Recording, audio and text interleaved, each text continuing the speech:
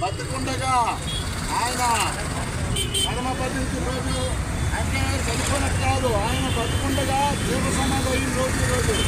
ఇవాళ మరి మతంలో చాలా బాగా చెప్పిన 3 రోజులు బ్రహ్మంగారికి పూజలు చేస్తున్నారు. ఆ సందర్భంగా మన వాపకొండ సెంటర్లో మరి ఈరోజు వీరబ్రహ్మేంద్ర సేవా సంఘం వాపకొండ ఆధ్వర్యంలో మరి ఈరోజు చక్కని కార్యక్రమాలు చేసిన సభ్యులందరికీ కూడా హృదయపూర్వక ధన్యవాదాలు.